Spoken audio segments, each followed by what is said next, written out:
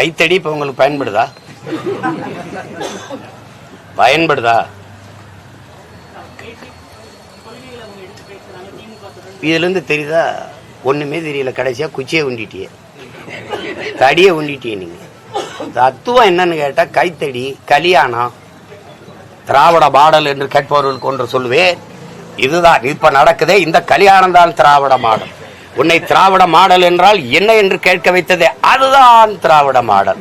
இந்த குச்சி கை பெரியார் கைத்தடிதான் திராவிட மாடல். எப்படி கோணையா வளைஞ்சு இப்படி இருக்கிறதா திராவிட மாடலா? ஒரு தம்பி, நீ என்னத்தையே சொல்லு, திராவிடம்ங்கிறது எந்த மொழி சொல்லு, அதை மட்டும் சொல்லு. நான் சொல்லல, எனக்கு தெரியல. திராவிடத்தை சொல்றவங்க கேட்டு சொல்லு. எனக்கு தெரியலப்பா. தலித்துங்கிறது எந்த மொழி சொல்லுன்னு எனக்கு தெரியல, கேட்டு சொல்லு. அதை விடுவோம். திராவிடம் தானே இங்க பெரிய திராவிடம். திராவிடம் திராவிடம் திராவிடம் திராவிடம்னா எந்த மொழி சொல், அது எதை குறிக்குது? ஒரு கட்டுரை எழுதிருக்கிய, எனக்காக தான் எழுதிருக்கிய. திராவிடம் என்பது ஒரு நிலத்தை குறிக்கிறது, ஒரு இனத்தை குறிக்கிறது, ஒரு நாகரிகத்தை குறிக்கிறது, ஒரு பண்பாட்டை குறிக்கிறது, ஒரு என்ன சொல்றது, ஒரு மொழியை குறிக்கிறது, அது ஒரு வாழ்வியலை குறிக்கிறது. அது குடுகுடுப்புக்கார நல்ல காலம் பிறக்குது, நல்ல காலம் பிறக்குது, வாழ்க்கை குறிக்குது, நிறைய குறிக்குது. பாப்பா என்னன்னு சொல்லுப்பா. சும்மா ஏதோ செத்து போனதை பிடிச்சி பேசிட்டு இருப்பாங்க.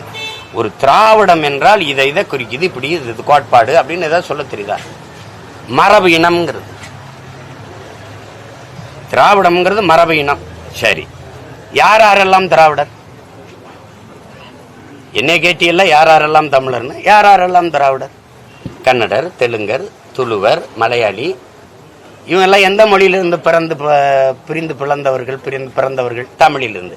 அப்போ ஒண்ணு நீங்க தமிழியம்னா சொல்லியிருக்கலாம், திராவிட மொழின்னா தமிழிய மொழி குடும்பங்கள்னாவது சொல்லியிருக்கலாம். இல்ல, சரி திராவிடம்னு சொன்னீங்க. இதுல தெலுங்கர் நாங்கள் மரபினம், திராவிடம் என்பது எங்கள் மரபினம். இல்ல கன்னடர்கள் திராவிடம் என்பது எங்கள் மரபினம், அல்லது துளுவர் திராவிடம் என்பது எங்கள் மரபினம், அல்லது மலையாளிகள் திராவிடம் என்பது எங்கள் மரபினம். யாராவது சொல்றாங்களா? நேத்து வந்த ஒரு பிச்சைக்கார சொல்ல வச்சுக்கிட்டு 50,000 ஆண்டுகளுக்கு மூத்த ஒரு இனத்தின் மக்களை உலகத்தின் முதல் மொழி தமிழ்னு எல்லாரும் சொல்ற. அமெரிக்க மொழியல் ஆய்வறிஞர், ஜப்பான் மொழியறிஞர் சுஷ்மோனால இருந்து, அலெக்ஸ் புலியில இருந்து, ஏன் நம்ம ஐயா மோடியே ஊரா பேசி வர்றாரு. நீங்களே பேசுறீங்க உலகின் தொன்மையான மொழி தமிழ்னு. எவ்வளவு பெரிய இலக்கிய வளம், எவ்வளவு பெரிய வரலாற்று தொன்மை கொண்ட ஒரு இனத்தின் மக்களை ஒரு வேற்று சொல்ல, அதான் வெறியா வருதுல. என் தம்பி அதை வச்சுதான் போட்டான். நான் யாருன்னு நான் தான் தம்பி சொல்லுவேன். நீ யாருன்னா நான் சீமா, நான் தமிழன், நான் தான் சொல்லுவேன். நீங்க திராவிடர், நீங்க ஏய், அதான் விடுதலை படம் பார்த்தீங்களா, குத்துறான்ல, வாடா நாலாவது அப்புறம் தானே நாலாவனா அப்படின்னா, டேய் என் பேரு கருப்பண்டா, நான் யாருன்னு நான் தான்டா சொல்லுவேன், நீ சொல்றது பேர் இல்லடா. அதான் இது, அந்த குத்துனாதான் இவங்க விடுவாங்கன்னு நினைக்கிறேன். சும்மா எதையாவது இதனை நான் ஏன் திராவிடனா இருக்கணும்? இந்திய நிலத்தில் எவன் திராவிடன்? நான் ஏன் திராவிடனா இருக்கணும்? என்னுடைய கட்டிடத்தை திராவிட கட்டடக்கலை, என்னுடைய நாகரிகத்தை திராவிடம். உனக்குன்னு ஒண்ணு இல்ல, போடுறது சாப்பிட்டு படுப்பா. உனக்கு என்ன இலக்கியம் இருக்கு கேட்டா திராவிட இலக்கியம், திராவிட இது சொல்லே. கால்டு வெள்ளே சொல்றான், மனுசுமிதில இருந்து எடுத்தேன்ட்டு. மனுசுமிதி யாரோட நூல் உங்களுக்கு தெரியாதா? வடக்க இருந்து தெற்கை அப்படி நகர்ந்து வந்த பிராமணர்களை குறிக்கிறது தான் திராவிடம்ங்கிற சொல். பஞ்ச திராவிடர் மாநாடு போட்டதை காட்டுட்டா, அவங்க கடைகளுக்கெல்லாம் மேட்ரிமோனின்னு வருதுல தம்பி, பிராமண பெண்கள் தங்களுடைய இதுல இனம் திராவிடம்னு போட்டிருக்கிறத நான் உங்களுக்கு பயிரில் அனுப்பி வைக்கட்டா? ராகுல் டிராவிட்னு அவர் பேரை வச்சுக்கிட்டது காரணம் என்ன? இங்க இருக்கிற தாத்தா ஊவேச சிலைகள் திராவிட சிசுன்னு தான் இருக்குது. சங்கராச்சாரியாரே, நம்ம ஆளு ஞான சம்பந்தரே திராவிட சிசுன்னு தானே அவங்க சொல்றாங்க. போட்டு குழப்புறது.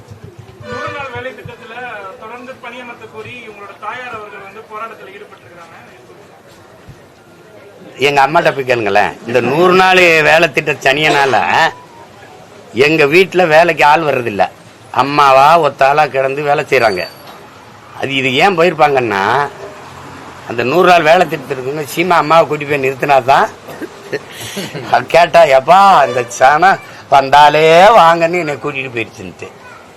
அது ஏதோ ஊர்ல இருக்கிறவங்க கூப்பிட்டுருப்பாங்கன்னு போயிருப்பாங்க. உண்மையிலே 100 நாள் வேலை திட்டத்துல பாதிக்கப்பட்ட வேளாண் குடும்பத்துல என் குடும்பமும் ஒன்று. உலகத்துக்கே தெரியும்.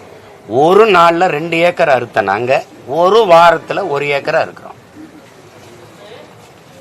தக்காளி பறிக்கவோ, மிளகாய் எடுக்கவோ, கத்தரிக்காய் எடுக்கவோ, பறிக்கவோ எங்களுக்கு ஆட்கள் இல்லைங்கிறது. எங்க அண்ணன் இருக்காரு, நாங்க பக்கத்து ஊருக்காரங்க. வேளாண்மையை விட்டு மக்கள் வெளியேறாங்க. கெஞ்சரா எங்க அம்மா, இந்த நிலத்தையெல்லாம் யாருக்காவது கொடுத்துருப்பா, போட்டு சாப்பிட்டுக்கிறட்டும், காடா இருந்தா போதும்.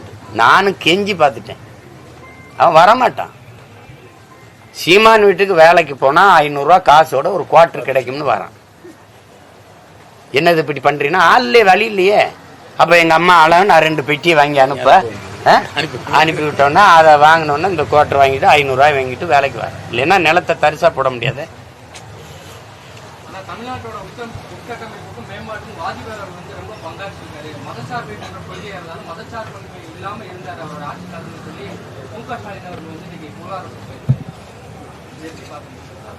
அதை ஏ டீம் சொன்னதை பி டீம் வந்து கேட்கிறீங்களே நீங்க. சொல்லித்தானே ஆனும். அவங்க அமைச்சரவையில் 5 ஆண்டுகள் இருந்திருக்காங்க. ரைட் மேன் ராங் பார்ட்டின்னு சொல்லி எல்லாம் பேசி போயிட்டாங்க. இப்ப அது பேசித்தானே ஆகணும். அதை நம்ம ஒன்றும் பேசிட்டு இருக்க வேண்டியதில்லை. சரி, மதிப்புமிக்க பெரியவர், நாட்டின் முதன்மை அமைச்சராக இருந்திருக்கிறார். அதனால அவர் இல்லை, மதிக்க வேண்டியதான். அவர்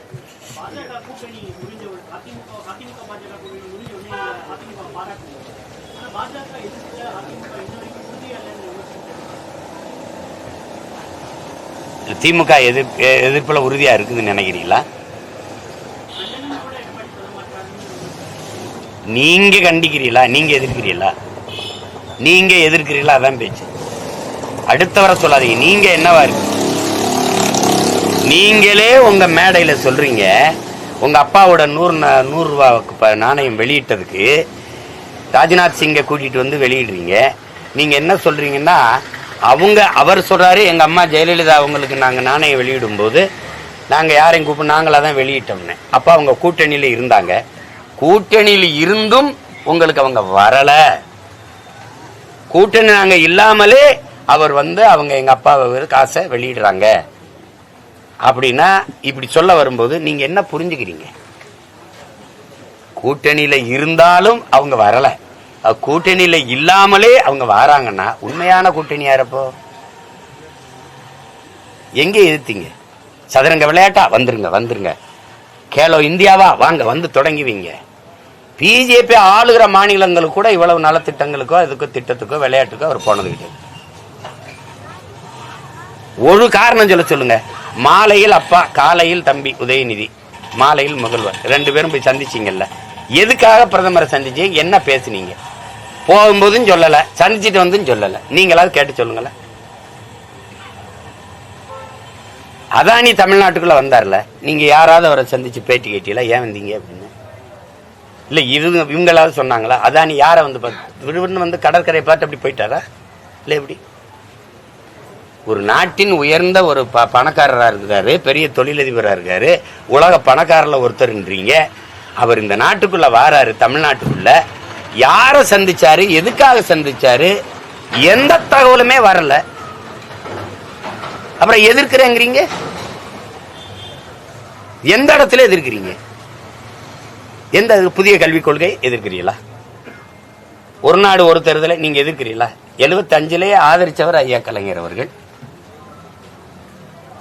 அம்பேத்கரை பத்தி அமித்ஷா பேசின, அதுக்கு முன்னாடி பேசின பெருந்தகை ஐயா கருணாநிதி அவர்கள்.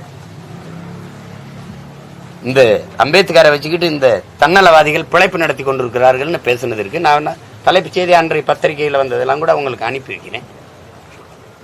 எது ஒன்றை நீங்க விட்டு வச்சிருக்கீங்க பேசாது, எது ஒன்றுல சரியா இருந்திருக்கீங்க சொல்லுங்க.